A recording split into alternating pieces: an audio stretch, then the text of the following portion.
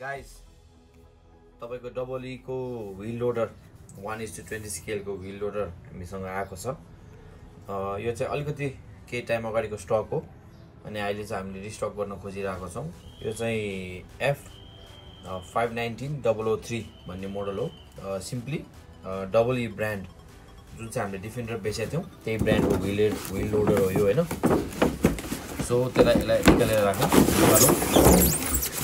यो चाहिँ कस्टमरलाई डिस्प्ले गर्न राखेको मोडल हो। सो एकचोटी यो बक्सबाट निकालिसकेको भए भएर यो अलि पार्ट्सहरु अलि बाहिर छ हैन। सो अब ब्याकग्राउन्ड सेकेन्ड यस्तै हो गाइस हैन। यो चाहिँ हामीले हाम्रो वर्कसपमा सुट हानिरहेको छौं। सो यसको रिमोट यस्तो खालको छ अनि रिमोटलाई अलिकति फोकस गर्दाखेरि रिमोटमा यहाँ तपाईहरुले हेर्न सक्नुहुन्छ माथिपट्टि स्टार्ट गर्ने बटन छ, यहाँ हर्न बजाउने बटन छ, स्टार्ट अफ हुने पनि बटन छ है। सो अटो फंक्सन पनि बटन छ र पछाडिपट्टि यो अगाडिपट्टि भयो माथि आउने पनि बटन छ है त। सो हामी यसलाई अब अलिकति डिटेलमा हेर्छौं कस्तो खालको छ भनेर। फ्रेन्ड्स अलिकति क्लिप जोड्नु पर्यो, ठ्याक्क मेरो कल आइदियो है। त्यसकारणले यो अलिकति एंगल चेन्ज भइरहेको छ, डोन्ट माइन्ड। र यो व्हील लोडर फुल्ली एकदम डिटेलिङ चाहिँ एकदम राम्रो दिएको छ यसमा हैन। अब हामीले हेर्छौं डिटेलिङ है मजाको है। यतापट्टि पनि दिएको छ डिटेलिङ हैन। अनि यिनीहरु पनि यहाँले 4 लाग्यो यो 4 लाग्यो रहेछ है। आई डोन्ट नो व्हाट है। र मजाले हेरौं त मिरर टाइपको पनि दिएको छ। भित्र ड्राइभर सिट पनि मजाको छ। एउटा सानो स्केल मोडलको केही टोय छ भने पनि राख्न मिल्यो।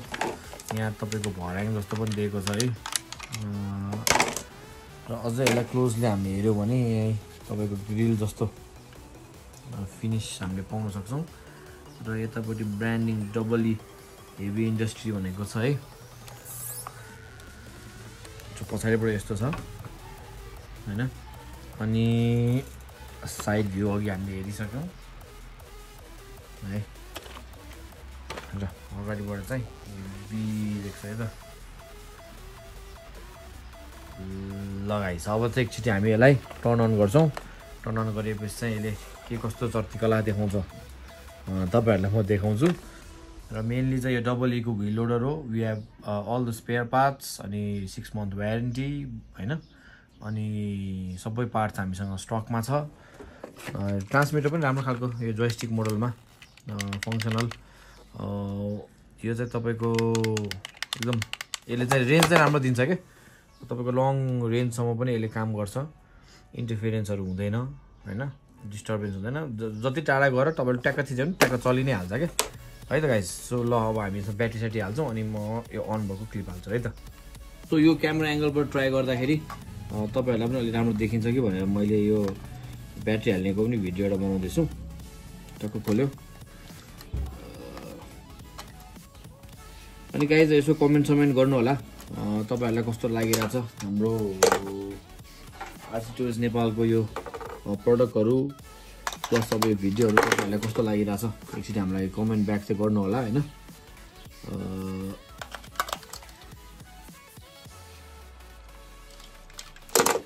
गाइस रिमोटमा हामीले हालिसक्यौं, गाडीमा पनि ब्याट्री हालिसक्यौं हैन।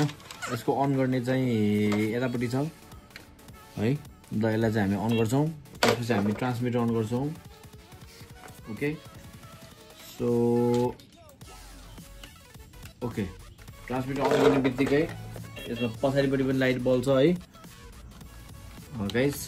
पछाडिपट्टि पनि लाइट बल्छ। ओके एकचोटी यसलाई फेरि गरौँ। बाइन्ड भएको छैन एकछिन।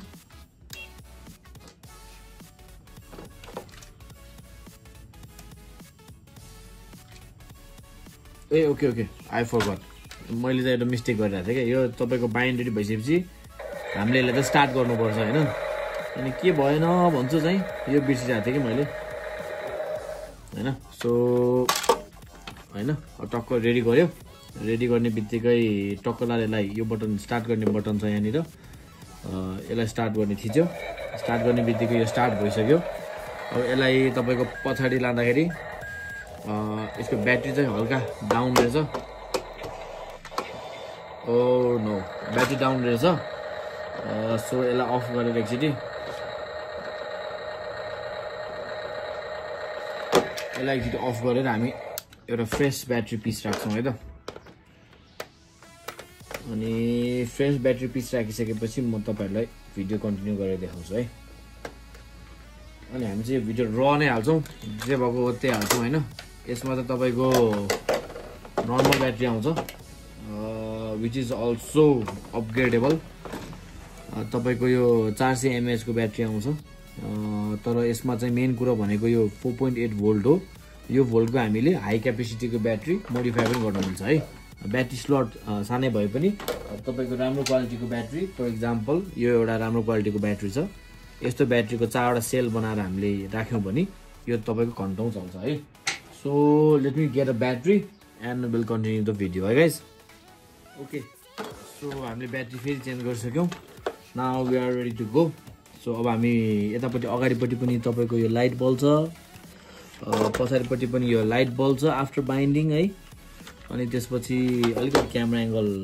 फोकस गरौँ यसलाई okay so we are ready to turn it on again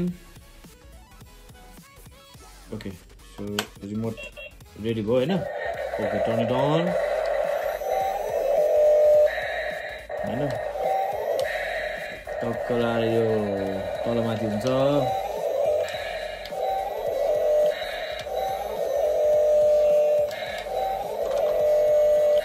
त्यसपछि अगाडि पछाडि राम्रो टर्न एंगल पनि राम्रो छ यसको you know I nearly knocked off the gimbal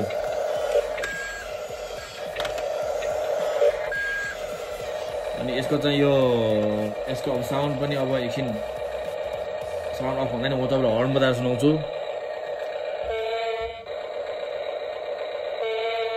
okay अनि यो चाहिँ डेमो मोड हो यो चाहिँ डेमो मोड यहाँ छ एउटा हैन डेमो मोड पनि देखाउँछ यसले सो यो अब अगाडिबाट म तपाईहरुलाई यसको क्लिपहरु देखाउँछु है सो यो भइसकेपछि मजाले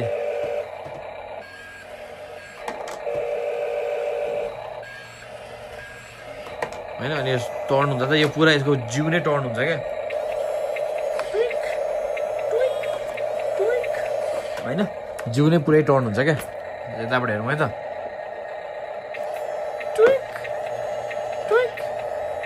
जिउ नै टर्न हुन्छ है टायर पनि यसको राम्रो छ अनि यसले चाहिँ अब कति वेटसम्म उठाउँछ भन्ने कुरा चाहिँ यो त्यस्तो धेरै वेट त यसले उठाउँदैन हैन किनभने यो बजेट फ्रेन्डली मोडल हो अब हामीसँग 5 किलोसम्म वेट उठाउने डम ट्रक छ है त्यो पनि म एकछिन केही भिडियो पछि म तपाईहरुलाई त्यो पनि देखाउँछु हैन तर मेनली चाहिँ यो चाहिँ अब बजेट फ्रेन्डली हो सबैले किन्न सकोस् अफोर्ड गर्न सकोस् भन्ने हिसाबबाट हो है डबल ई को व्हील लोडर र यो लिमिटेड पिस छ तपाईहरु चाहिँ यस्तै क्रिएटिभ कन्टेन्टहरु बनाउन चाहनुहुन्छ भने इट्स भेरी नाइस प्लस अब यो कन्स्ट्रक्टिभ बच्चाहरुलाई प्लस अब एडल्टहरुलाई दुई तीनवटा गाडीहरु मजाले एकसँगै खेल्नको लागि this car is the perfect one र वन्स अगेन आरजी टोयज नेपालमा कुनै पनि टोयज बिग्रेमा चाहिँ टेन्सन छैन हाम्रोमा ल्याउनु होला अब जस्तै हिजो एउटा कस्टमरले यहाँ एउटा यो के हो यो I don't know what this is यो एउटा के गाडी भनौं यो ल्याम्बोर्गिनी टाइपको रेस कार भनौं न मेबी यो ल्याम्बोर्गिनी मेबी नट है आई डोन्ट नो म त्यस्तो मसँग नलेज छैन है मलाई करेक्ट गर्नु होला जस भनौं न यस्तै खालको गाडीहरु ल्याउनु भएको थियो प्राय अब ठुलठुलो सुपरमार्केटतिर पाउँछ अब यसमा चाहिँ कस्तो छ भने गाडी इज फाइन पर्फेक्ट बट यसको ट्रान्समिटर चाहिँ वर्किङ छैन हैन अब सो यो वेस्ट भयो हैन सो हाम्रोमा चाहिँ जे बिग्रे पनि तपाईले चाहिँ स्पेयर पार्ट पाउँछ भित्रको सामानहरु पाउँछ 200-300 रुपैयाँमा बनाउनु मिल्छ हैन उहाँले चाहिँ अब ब्याट्री फेर्दिनु भन्नुभयो त्यसको रिप्लेसमेन्ट ब्याट्री अघि मैले जुन देखाएको थिएँ ओरिजिनल त्यसकै हामीले यस्तो अर्को ओरिजिनल एउटा बनाएर उहाँलाई ट्राई गर्यौं गाडी ठीक छ तर रिमोट चल्दैन हैन सो कतिपय कुराहरु चाहिँ बनाउन पनि मिल्दैन हैन यसलाई चाहिँ मैले खोलेर सबै हेरिसके तर यो अनरिपेयरेबल छ आई डोन्ट नो त्यो बोर्ड के ड्यामेज छ हैन अब त्यो बोर्ड छोड सबै बनाउन थाल्यो भने इट्स वर्थ इट हुँदैन अब गाडी तपाईको 2500-3000 अब बनाउनलाई 4000 खर्च भयो भने त वर्थ इट भएन नि त गाइज हैन सो त्यसकारणले स्पेयर पार्ट भएको आरसीहरु चाहिँ हामीले प्रिफर गर्नुपर्छ र हामीसँग सबै सामान स्टकमा छ है। So if you guys are on for it do let me know. अनि यहाँ चाहिँ मजाले यसरी ब्याट्री चार्ज भइरहेछ, ब्याट्री लो भएको रहेछ। So this was it guys, hope you love this video. अनि केही फिडब्याकहरू छ भने त्यो फिडब्याक पनि हामीलाई दिनु होला है guys. Thank you very much.